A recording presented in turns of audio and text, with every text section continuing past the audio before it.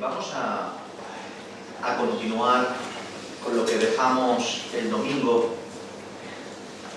en cuanto a nuestra porción de las Escrituras, de nuestros cultos de lectura y sermón expositivo que tenemos con el Evangelio de Marcos. Para hacer un poquito de memoria.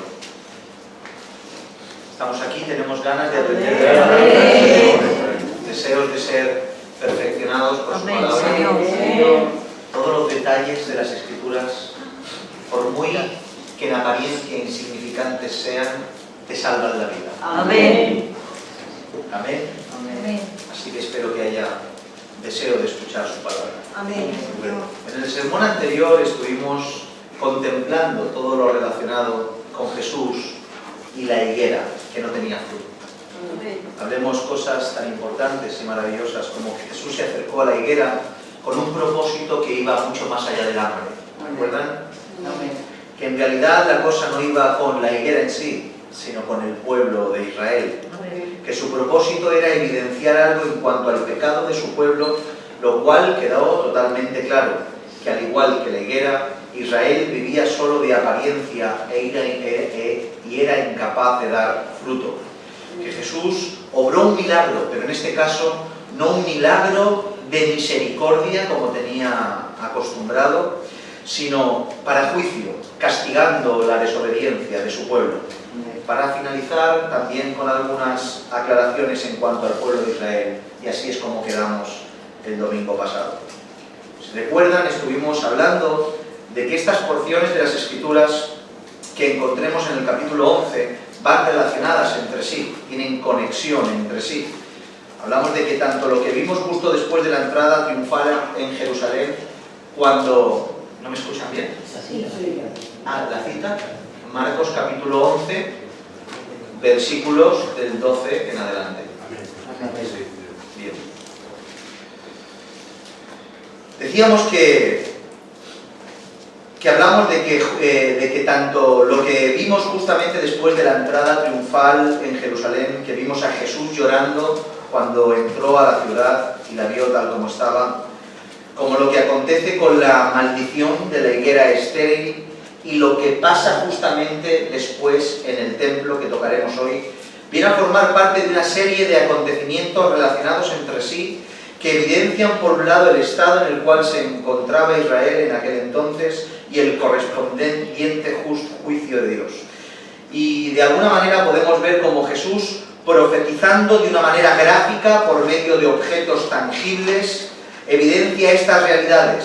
En primera instancia, haciendo y maldiciendo a la higuera, y en segunda instancia, purificando el templo. Y el verso 15 dice así: vinieron pues a Jerusalén, y entrando Jesús en el templo, comenzó a echar fuera los que vendían y compraban en el templo, y volcó las mesas de los cambistas y las sillas de los que vendían palomas. Y no consentía que nadie atravesase el templo llevando utensilio alguno. Y les enseñaba diciendo: ¿no está escrito, mi casa será llamada casa de oración para todas las naciones? Mas vosotros la habéis hecho cueva de ladrones. Amén a su palabra. Amén. Podemos ver al principio de nuestro texto de hoy cómo Jesús, nada más entrar en Jerusalén, se dirige directamente al templo del Señor.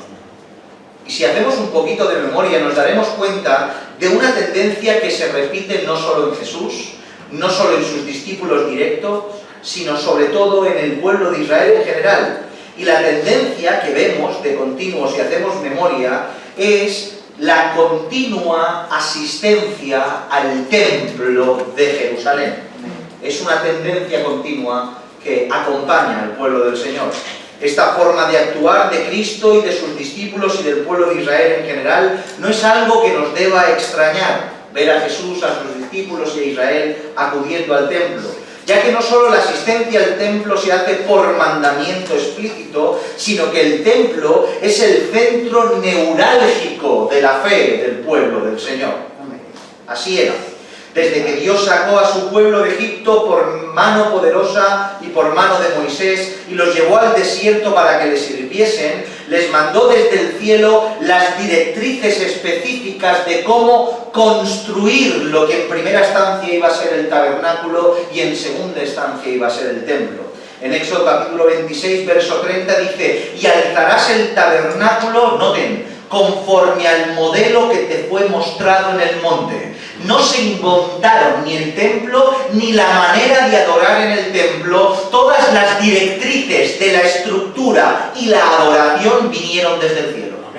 Y ellos, conforme recibieron el mandato del cielo, así construyeron y así adoraban y servían al Señor. Por tanto, desde que el pueblo es pueblo, el tabernáculo y luego el templo ha estado en relación directa con ellos en su día a día. Y no como un lugar a frecuentar sin más, sino, como hemos dicho, como el centro neurálgico de su fe y su relación con Dios. Por medio del templo ellos adoraban, levantaban alabanzas, hacían todo tipo de sacrificios diferentes, celebraban las fiestas y escuchaban la voz de Dios, porque Dios así lo estipuló. Dios enseñó que se iba a relacionar con su templo y su pueblo con él por medio del templo. El templo es tan importante que no solo les dio Dios y les ordenó que a través de él se iba a relacionar con ellos, sino que les prohibió tajantemente que la forma de culto fuera de otra manera o en otro lugar, sino que estipuló específicamente que en el templo y de esta forma así me serviréis y adoraréis. Por eso leemos el Levítico capítulo 17, verso 8 y 9, dice: les dirás también: cualquier varón de la casa de Israel o de los extranjeros que moran entre vosotros, que ofreciere holocausto o sacrificio, escuchen, y no lo trajere a la puerta del tabernáculo de reunión para hacerlo al Señor, a tal varón será igualmente cortado del pueblo. Porque todo tenía que tener relación con lo que Dios estipuló, con el templo del Señor. En otras palabras, ellos no podían levantar sacrificios y reproducir lo que en el templo de Jerusalén se hacía. Estaba completamente prohibido. Por tanto, no se entiende a Israel sin templo, ni al templo sin Israel. Ambos forman parte intrínseca el uno del otro, y a lo largo de la historia bíblica así se ha demostrado. Así pues, no nos debe extrañar que todos aquellos que entraban por las puertas de Jerusalén fueran inmediatamente al templo del Señor, donde el Señor prometió relacionarse con ellos. Y es por eso que Jesucristo, cuando entra por las puertas de Jerusalén, como adorador principal de Dios y como judío y cumplidor de los mandamientos, en cuanto entra en Jerusalén, se va directamente al templo. Es importantísimo que entendamos todo esto. Y precisamente cuando llegó al templo, en vez de ver un lugar consagrado para la gloria de Dios, un lugar donde la santidad tendría que rebosar por todo lugar, un lugar donde la presencia de Dios se hiciera tangible y estuviera presente, se encontró con todo lo contrario. En vez de encontrarse con su casa, se encontró con una cueva de ladrones. Amén. Jesús entró por Jerusalén y fue a su casa, pero se encontró una cueva. No encontró su casa, encontró una cueva. Como bien decíamos, Jesús, al igual que la higuera, la cual estaba llena de hoja pero sin ningún tipo de fruto, así se encontró también el templo del Señor. En la entrada de Jerusalén una higuera que aparentaba fruto pero no lo tenía. Y en la entrada del templo lo mismo, una realidad muy clara y tangible y palpable. Todos los ritualismos y toda la parafernalia activada, pero sin ningún tipo de vida y sin fruto. Mucha hoja, pero sin fruto. El panorama que se encontró Jesús no fue cualquier cosa. Y sinceramente la definición que hizo de llamarles a lo que estaban haciendo cueva de ladrones, al lugar de la casa del Señor cueva de ladrones, en mi opinión fue benévolo, ya que merecían mucho más y mucha más esa definición. Nos encontramos con que en el atrio de los gentiles se ubicó un mercado de venta de animales para el sacrificio, beneficio y un centro de cambio de moneda. En otras palabras, transformaron el templo del Señor en un comercio para beneficio y uso personal.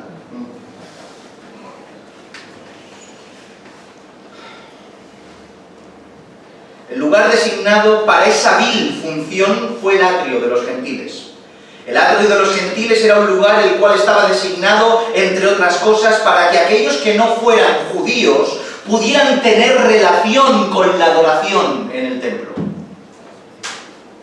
Es lógico que se les diera esa ubicación, ya que dicho atrio era el más grande de todos y que a su vez rodeaba todo el templo y tenía diferentes entradas y salidas. El atrio de los gentiles rodeaba a todos los demás atrios y el lugar santo y santísimo, etc.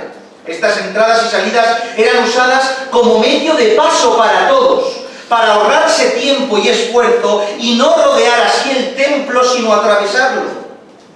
Eso fue otro de los motivos por los cuales Jesús reaccionó así. Y dijo, y el verso 16 lo cita así, y no consentía que nadie atravesase el templo llevando utensilio alguno.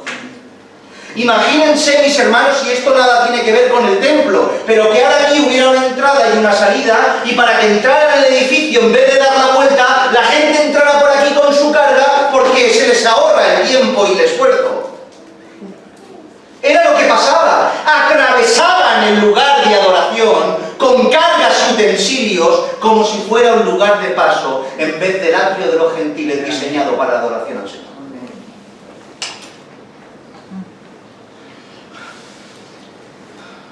Estoy seguro que poco les importó a los judíos utilizar aquello que era para los gentiles, para su uso propio y personal, ya que en aquel tiempo el gentil era considerado como algo inmundo e inmerecedor del favor divino. Es por eso que es totalmente normal la reacción de nuestro Señor Jesús, porque mirase por donde mirase solo veía maldad y mala intención. Pareciera ser que el pueblo de Israel solo les quedara el nombre y la infraestructura, ya que las escrituras y su cumplimiento brillaban por su ausencia. ¿Acaso olvidaron lo que la Escritura dice en Génesis capítulo 12, esa promesa fabulosa, maravillosa a Abraham?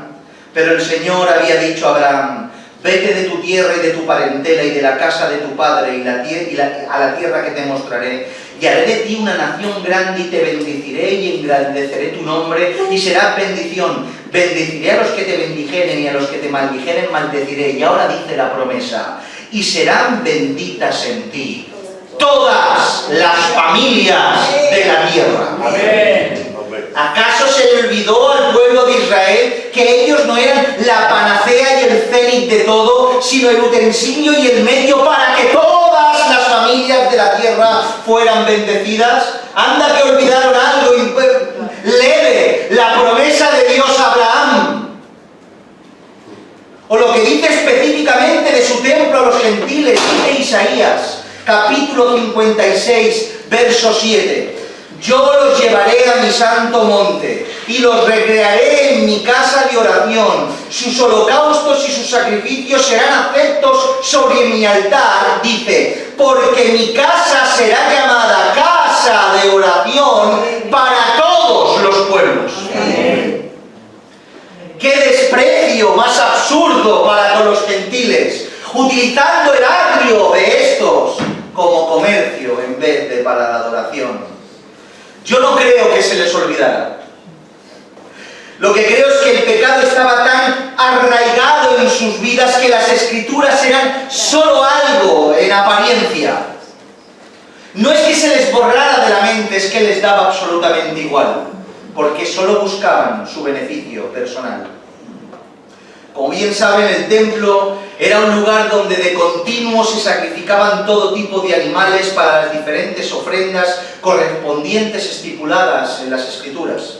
Estos animales no podían ser de cualquier clase, no podías traer el animal que te pareciera, sino que, o de cualquier manera, sino que eran animales específicos, y estos debían estar en óptimas condiciones que las escrituras expresaban para que estos fueran aptos. O sea, la escritura estipula qué tipo de animales y en qué condición tienen que estar estos para que fueran expuestos para sacrificio, y si no, tenían que ser desechados. Esto no solo... los hombres,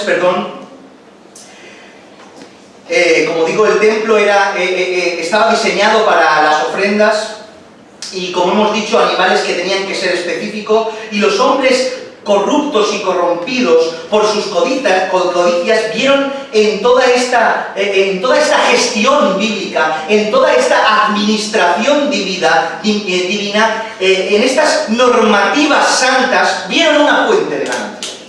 O sea, vieron en toda esta estipulación bíblica una fuente para enriquecer sus bolsillos. No nos olvidemos que el templo estaba administrado por el grupo saduceo. Ya lo hemos estudiado esto en otras ocasiones. Y solo hace falta hacer un breve vistazo en las Escrituras para ver la corrupción que había en todos y cada uno de ellos. Estos no solo dominaban el templo y el Sanedrín, sino que tenían el favor del gobierno romano en Judea. Por tanto, tenían carta blanca para hacer y deshacer lo que quisieran en el templo. Ellos podían poner en el atrio de los gentiles cualquier tipo de comercio, porque dominaban todos los resortes del poder en el contexto del templo y tenían el favor romano. La mecánica era la siguiente, y créanme que tenían montado un tinglado hecho a la perfección. Los ciudadanos de Jerusalén y los alrededores venían a traer los correspondientes sacrificios para las diferentes ofrendas que las Escrituras demandaban. Como hemos dicho, los sacrificios de animales tenían que no ser solo los estipulados por las Escrituras, sino que estos estuvieran sin defecto para que fueran válidos.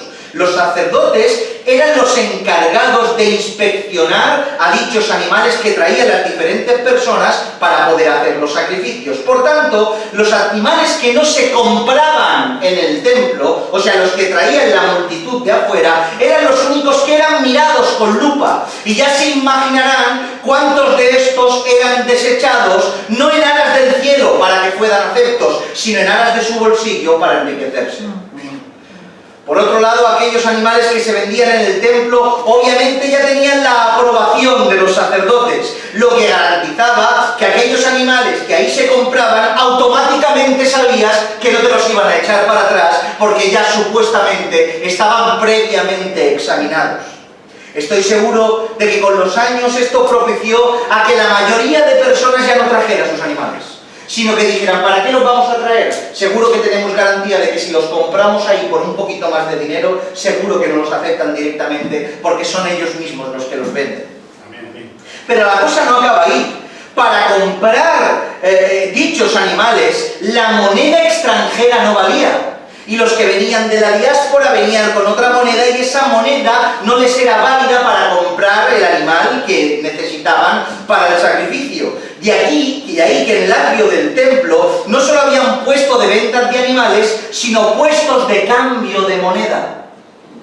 El cambio de moneda no era gratuita, sino que se usaba la mecánica actual: te cambio la moneda, pero me quedo un porcentaje a la hora de hacerte el cambio, para que puedas así comprar el animal correspondiente. ¿Notan? Y ahí tenemos el negocio perfecto, monopolizando el templo y al pueblo de Israel, tanto para que les compren a ellos los animales, como para que, para hacerlo, les cambien la moneda. Un negocio redondo. Piensen esto por un instante. En la fiesta de la Pascua, que es el contexto en el cual está nuestro relato, la población de Israel se triplicaba como mínimo en cantidad de gente.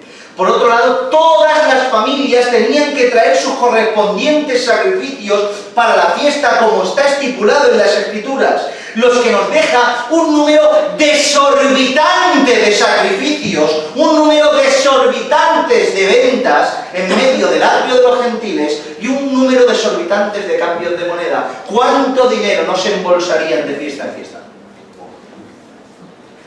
¿Notan? ¿Cuánta maldad y ausencia de temor encontramos? ¿Cuánta maldad tenemos los hombres? Y qué bien representada está esta maldad en este relato en el pueblo de Israel en el templo. No tuvieron reparo en utilizar lo santo para beneficio personal. Utilizando un lugar sagrado como el templo y algo tan sublime y necesario como los sacrificios, los cuales expiaban el pecado y eran para alabanza de Dios, como venta personal. Anda que se ponen a vender souvenirs o merchandising del templo, qué sé yo, ¿qué va? Se ponen a vender lo santo. Utilizando lo que Dios estipuló para su alabanza como fuente de ganancia personal. Mis hermanos, no quiero que esta historia en nuestra mente ubique al que vendía como el que peca y al que compraba como la víctima. Porque esta historia nos hace eso, el que vende como el que peca y el que compraba como la víctima que estaba condicionada a hacer esto.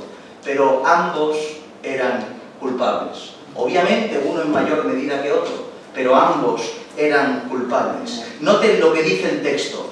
Comenzó a echar fuera, y dice, a los que vendían y a los que compraban. No se enfadó con los que vendían y los echó, sino también con aquellos que los compraban. A los que compraban no les dijo, no preocuparos, quedaros aquí y adorar, todos fuera de aquí. A los que compraban y a los que vendían. Jesús no trató con dureza al que vendía y con misericordia al que compraba, sino que echó a ambos, porque ambos en su medida hicieron mal. Porque el pecado de uno no exime la responsabilidad del otro. ¿Escuchan bien esto? Yo no puedo excusarme porque los demás lo hagan mal.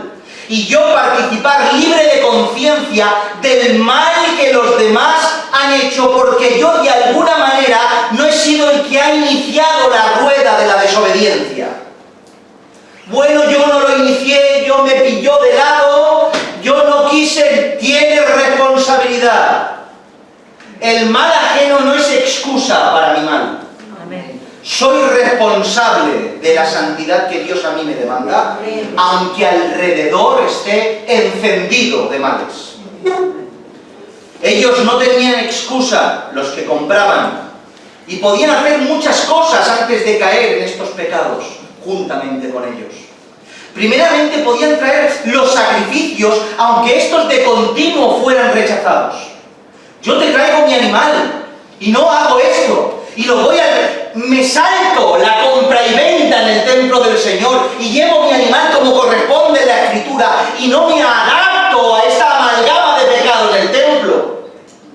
Estoy seguro que aunque quedaran sin sacrificar porque ya no tenían más animales ni dinero para comprar otro animal, el animal que desechaban los vendedores de animales del atrio, ese animal que desechaba, aun sin ser sacrificado, era afecto en el corazón de Dios. Sin ser sacrificado, estoy seguro que nuestro Señor lo recogía. Porque esa persona no se adaptó al pecado ajeno. O si no, acercó al esenio. ¿Se acuerdan de los esenios? Habían fariseos, habían saduceos, habían celotes y habían esenios. Y los esenios eran los que llegó un momento que vieron tal corrupción en el templo y en Jerusalén que se fueron al desierto. No podían aguantarlo más al desierto, hacerle culto al Señor, porque no podemos más estar aquí. Que se marchen cuales esenios y que peguen un palmetazo a la mesa y que digan, no puedo más con esto. Podían hacer mucho. Mis hermanos, vivimos en tiempos en los cuales la corrupción dentro de los lugares donde la santidad y la obediencia tenían que reinar está desorbitada y descontrolada. Pastores que predican y trabajan para ganancias personales y deshonestas. No se venden animales, pero se vende la verdad. No se venden sacrificios ni hay cambistas, pero se paga por el milagro que no llega. Una amalgama de compra y venta en la casa del Señor. Un monopolio de corrupción en medio de la congregación. Y al igual que ellos, se sigue utilizando lo santo para beneficios personales. Y obviamente que dentro de esas iglesias habrá gente ignorante que crea que es lo que hay. Y el Señor lo juzgará conforme a su corazón. Pero hay una responsabilidad en el individuo que oye. Al igual que hay una responsabilidad en usted que hoy me oye usted a mí. De contrastar lo que se habla, lo que se enseña, lo que se establece por medio de la Escritura. No será excusada su responsabilidad por el pecado de aquel que se lo inculca. Somos responsables de que si hay corrupción en el templo, quejarnos del templo. Amén. O de lo que se hace en el templo. Tanto cuando uno se encuentra en un panorama tal, solo tiene dos opciones. O ser contado con ellos a la hora de su castigo por haber participado de sus maldades, o hacer como el Señor. Quizá no derrumbando mesas de los cambistas y de los vendedores de palomas físicamente, pero sí hacerlo por medio de su conducta y por medio de su denuncia.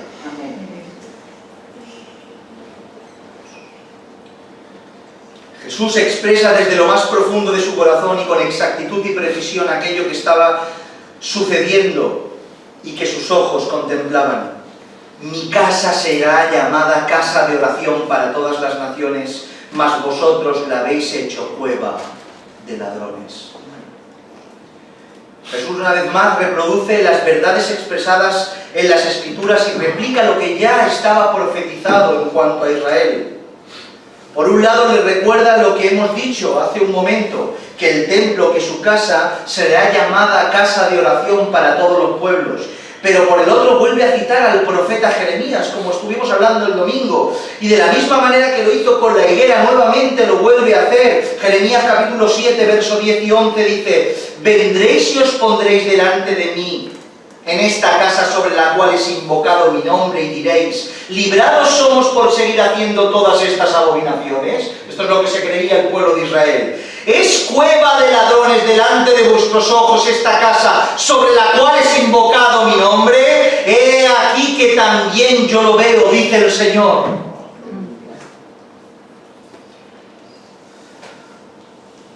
Para ponerles en contexto les diré que en aquellas regiones de Israel y alrededores solían haber muchas hendiduras y cuevas en las montañas y en las peñas, las cuales se utilizaban como refugio. Dichas cuevas a lo largo de la historia han sido un recurso valioso para aquellos que querían ocultarse por el motivo que fuese. Una prueba de ello lo encontramos cuando David salió huyendo. ¿Recuerdan? Cuando David salió huyendo de Saúl, dice la Escritura en 1 Samuel capítulo 22, verso 1 y 2. Yéndose luego David de allí, huyó a la cueva de Adulam. ¿Notan? Y cuando sus hermanos y toda la casa de su padre lo supieron, vinieron allí a él y se juntaron con él, o sea, con David, dentro de la cueva. Noten cómo la gente se ocultaba. Se juntaron a él todos los afligidos y todos los que estaban endeudados y todos los que se hallaban en amargura de espíritu, y fue hecho jefe de ellos, y tuvo consigo como a 400 hombres de las cuevas que estaban ocultados.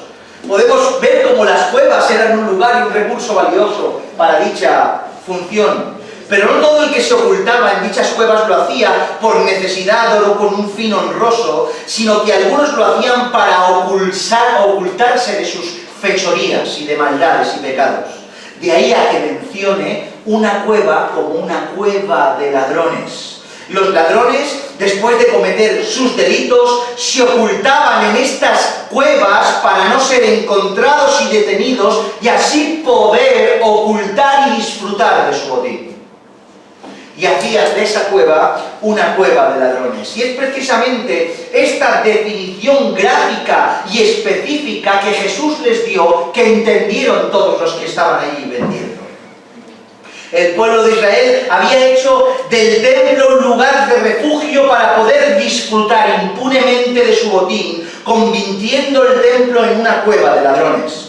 Y esto es fácil de entender y ver, y va relacionado con la hoja y la ausencia de fruto de la higuera, y lo que es lo mismo, la apariencia de ser algo que uno no es. En aquel tiempo, como en este, aunque la gente no quería el favor de Dios, ni la santidad de Dios, ni las demandas que Dios ofrece, sí quería la protección que que les proporcionaba la Iglesia, en este caso el templo, ya que para ellos formar parte de la institución, de una institución como lo fue el templo y lo fue el judaísmo, como el día de hoy lo puede ser el cristianismo y la Iglesia, les proporciona, noten bien, una fachada y una imagen que les permite ocultarse y desplazar su verdadera condición y actitudes, quedando impunes de los actos de su verdadera naturaleza delante de los hombres.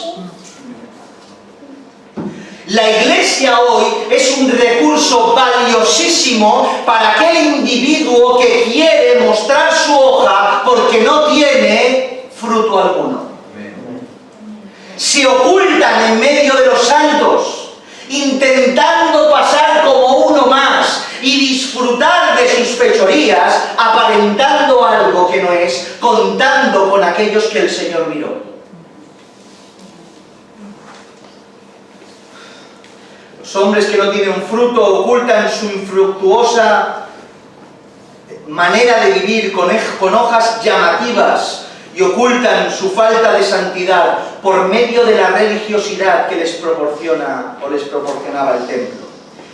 Y esta verdad, como hemos hablado en otras ocasiones, nos presenta unas verdades, valga la redundancia, que debemos comprender. La primera es que, según tu condición y propósito, así esto será para ti. Esto seguirá siendo casa de Dios, pero para ti, para tu relación con este lugar, o será la casa de Dios, el templo de Dios o una cueva. Y según con la actitud que tengamos y la intención que haya en nuestro corazón, vendremos por esa puerta como si esto es la iglesia del Señor, a la cual ser perfeccionado, limpiado y tratado, o ser un lugar de mi refugio para disfrutar de mi botín, porque soy un ladrón que estoy intentando entrar en una cueva. Y por mucho que pertenezcamos a una iglesia fructífera, bíblica, aunque te ayude a proporcionar y a exhibir hojas frondosas, exuberantes, no es garantía de dar ningún fruto, porque nunca la iglesia va a hacer que des fruto. Solo Cristo hará en ti que des fruto. Podremos ocultarnos en medio de lo santo, y podremos exhibir nuestras hojas, pero nunca daremos fruto, porque la Iglesia ni salva ni santifica, solo su Santo Espíritu. Amén. Que gloria tenga su nombre. Amén. Y es por esa condición interna de Israel y sus acciones pecaminosas, incluso dentro del templo, banalizando y profanando lo santo, que Jesús hizo lo que hizo. Imagínense la escena. Yo cada vez que veo esta escena me acuerdo de la película, de cómo el Señor empieza a volcar las mesas, empieza a predicar, empieza a hablarles, a exhortarles, y hay un descontrol, las palomas volando, los corderitos corriendo, todo el mundo alborotado, porque el Señor hizo un azote de cuerdas en medio de la casa que tenía que ser designada para la adoración y la alabanza.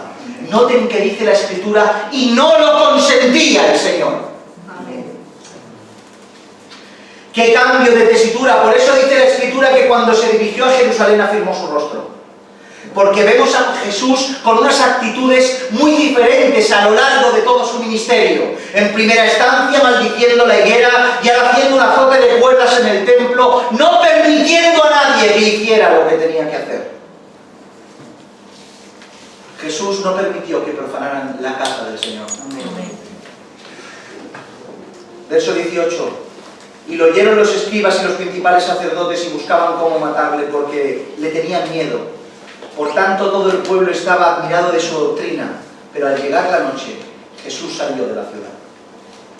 Los principales sacerdotes y escribas, en otra palabra, a aquellos que se les estaba rompiendo el tinglao, aquellos que se les estaba yendo la fuente de ganancia porque a los que más les perjudicaba era a ellos, procuraban matarle. No dice detenerle, ni advertirle, que me quitas la fuente de la... matémosle. Ese era el nivel de santidad del liderazgo de Israel en aquella época. Matémosle.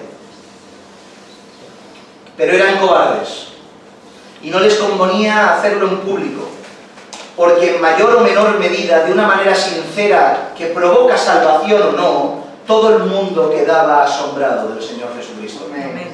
Notemos que incluso en medio de todo este caos en el atrio de los gentiles, dice la Escritura que Jesús seguía enseñando y venían ciegos y cojos y enfermos y los sanaba.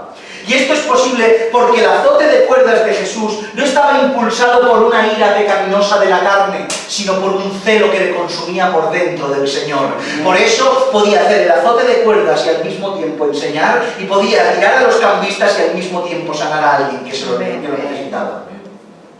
Por tanto, la popularidad de Jesús en ese momento era inmensa y extendida por todo Jerusalén y los alrededores, lo que hacía que los líderes públicamente y de día y abiertamente lo pudieran detener y matar impunemente. Por eso más para adelante veremos cómo fueron de noche a acoger al Señor.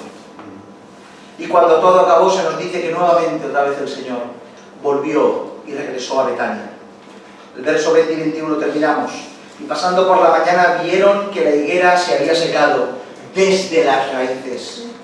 Entonces Pedro, acercándose, le dijo: Maestro, mira, la higuera que maldijiste se ha secado. Una vez más, llegada la mañana, Jesús con sus discípulos regresaron nuevamente a Jerusalén por el camino de todos los días.